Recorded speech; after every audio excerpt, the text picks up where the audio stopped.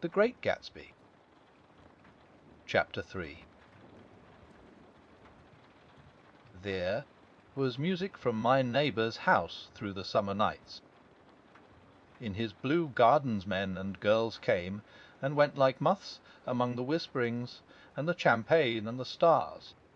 At high tide in the afternoon I watched his guests diving from the tower of his raft, or taking the sun on the hot sand of his beach, while his 2 motor-boats slit the waters of the Sound, drawing aquaplanes over cataracts of foam.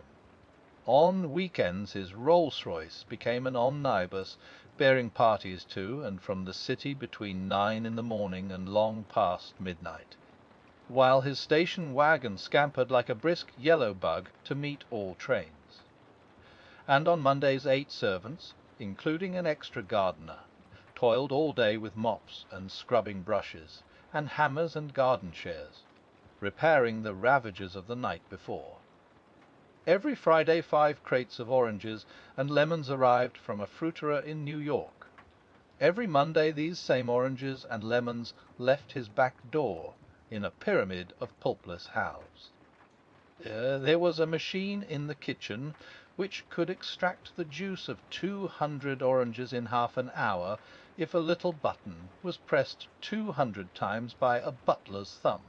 At least once a fortnight a corps of caterers came down with several hundred feet of canvas and enough coloured lights to make a Christmas tree of Gatsby's enormous garden. On buffet tables, garnished with glistening hors d'oeuvre, spiced baked hams crowded against salads of harlequin designs and pastry pigs and turkeys bewitched to a dark gold. In the main hall a bar with a real brass rail was set up, and stocked with gins and liquors, and with cordials so long forgotten that most of his female guests were too young to know one from another. By 7 o'clock the orchestra has arrived, no thin 5-piece affair, but a whole pitful of oboes and trombones and saxophones and viols and cornets and piccolos, and low and high drums. The last swimmers have come in from the beach now and are dressing upstairs. The cars from New York are parked 5 deep in the drive, and already the halls and salons and verandas are gaudy with primary colours, and hair bobbed in strange new ways, and shawls beyond the dreams of Castile.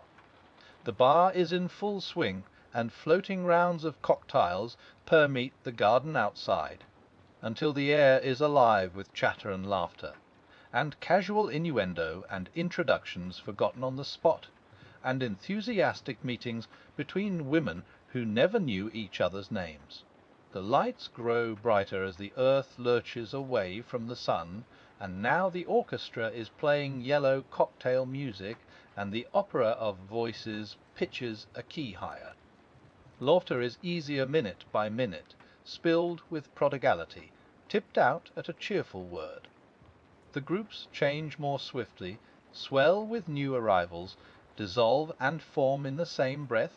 Already there are wanderers, confident girls who weave here and there among the stouter and more stable, become for a sharp, joyous moment the centre of a group, and then, excited with triumph, the glide on through the sea change of faces and voices and colour under the constantly changing light.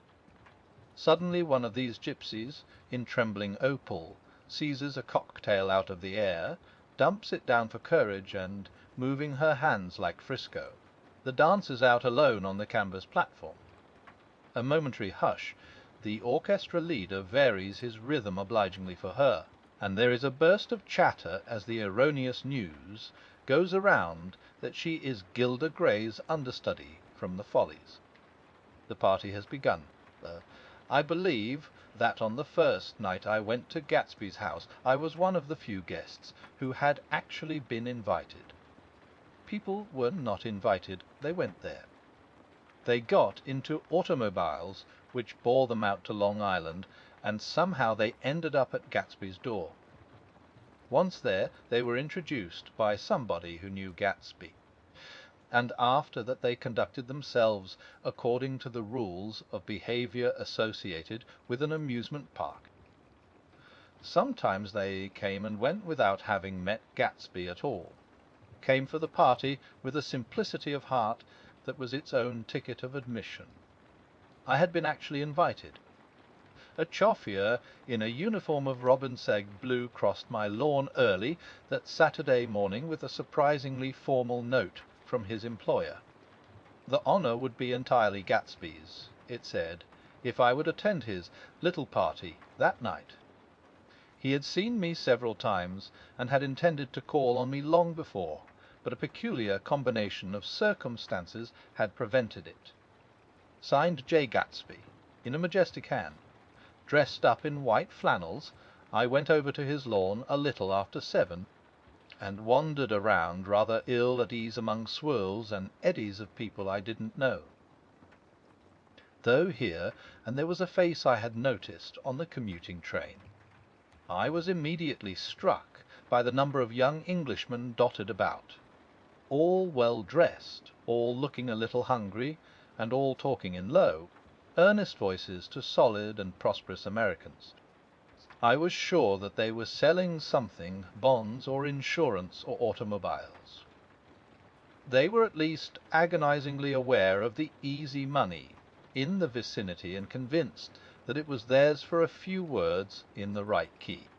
As soon as I arrived, I made an attempt to find my host, but the 2 or 3 people of whom I asked his whereabouts stared at me in such an amazed way, and denied so vehemently any knowledge of his movements, that I slunk off in the direction of the cocktail table, the only place in the garden where a single man could linger without looking purposeless, and alone.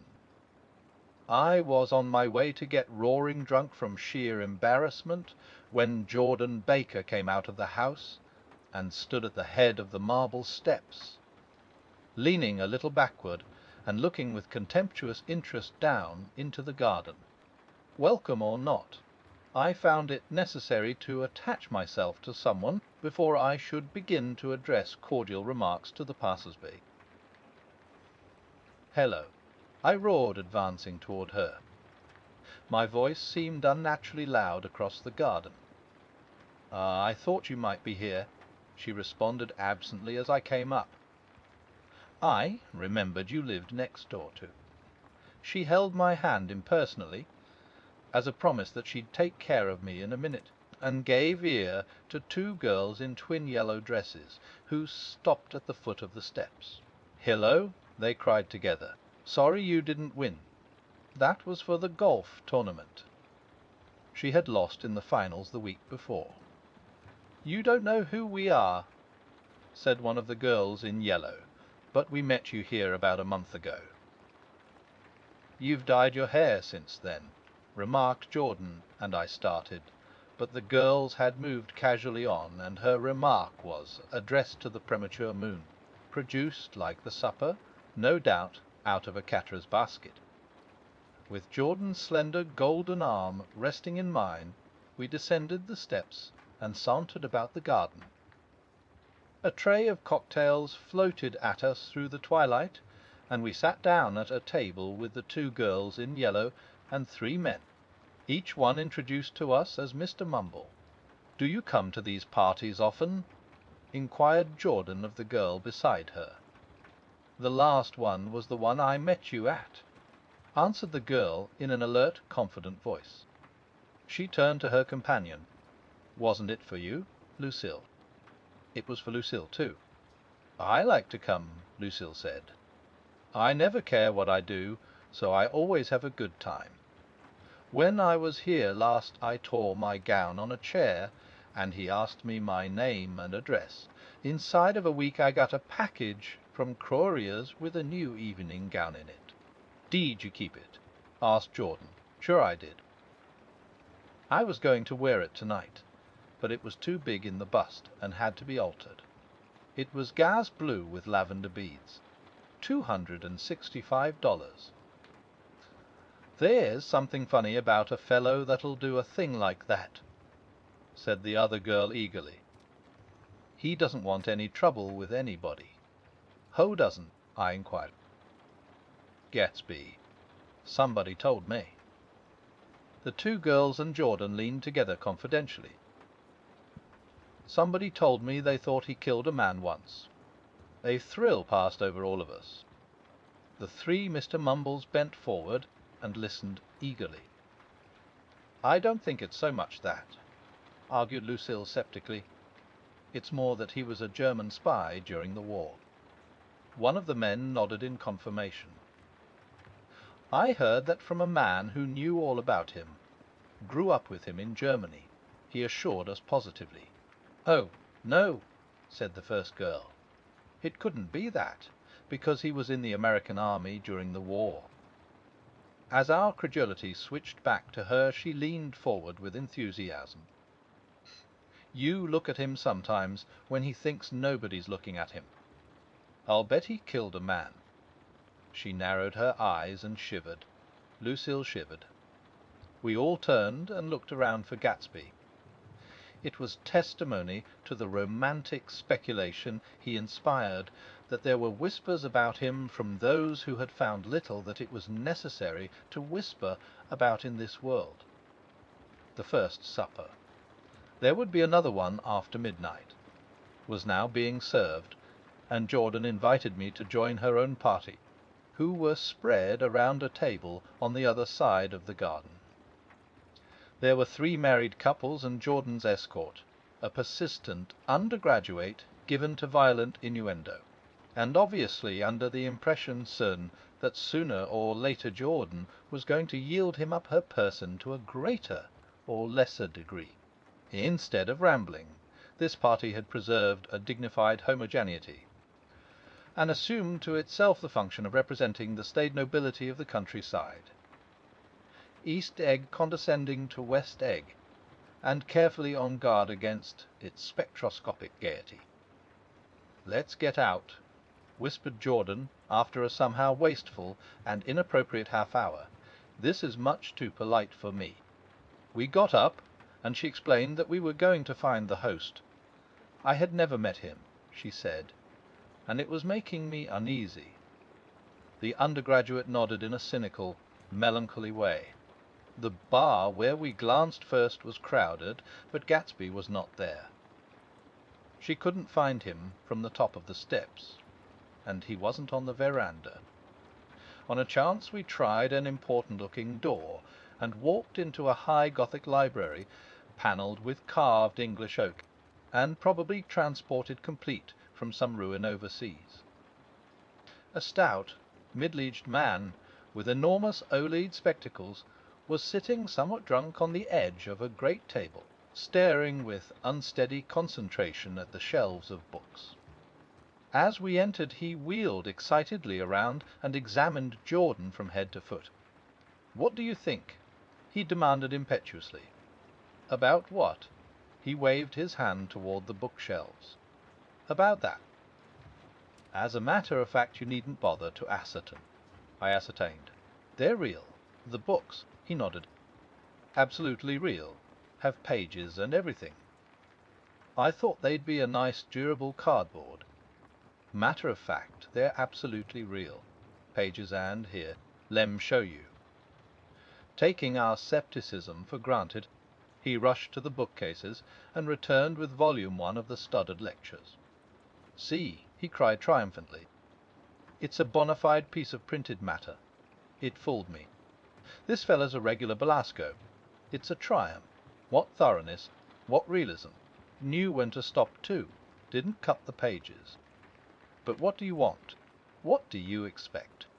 He snatched the book from me and replaced it hastily on its shelf, muttering that if one brick was removed the whole library was liable to collapse. "Who brought you?" he demanded. "Or did you just come? I was brought." Most people were brought. Jordan looked at him alertly, cheerfully, without answering. "I was brought by a woman named Roosevelt," he continued. "Mrs. Claude Roosevelt. Do you know her?" "I met her somewhere last night." "I've been drunk for about a week now, and I thought it might sober me up to sit in a library." "Ecce esit. A little bit, I think. I can't tell yet. I've only been here an hour." Did I tell you about the books? They're real. There, you told us. We shook hands with him gravely and went back outdoors. There was dancing now on the canvas in the garden, old men pushing young girls backward in eternal graceless circles, superior couples holding each other tortuously, fashionably, and keeping in the corners, and a great number of single girls dancing individually or relieving the orchestra for a moment of the burden of the banjo or the traps. By midnight the hilarity had increased. A celebrated tenor had sung in Italian, and a notorious contralto had sung in jazz, and between the numbers people were doing stunts all over the garden, while happy. Vacuous bursts of laughter rose toward the summer sky. A pair of stage twins, who turned out to be the girls in yellow, did a baby act in costume, and champagne was served in glasses bigger than finger bowls. The moon had risen higher, and floating in the sound was a triangle of silver scales, trembling a little to the stiff, tinny drip of the banjos on the lawn. I was still with Jordan Baker. We were sitting at a table with a man of about my age and a rowdy little girl, who gave way upon the slightest provocation to uncontrollable laughter. I was enjoying myself now. I had taken 2 finger bowls of champagne, and the scene had changed before my eyes into something significant, elemental, and profound. At a lull in the entertainment the man looked at me and smiled. "Your face is familiar," he said politely. "Weren't you in the 1st Division during the war?" "Why, yes. I was in the 29th Infantry. I was in the 16th until June 1918. I knew I'd seen you somewhere before. We talked for a moment about some wet, grey little villages in France. Evidently he lived in this vicinity, for he told me that he had just bought a hydroplane and was going to try it out in the morning.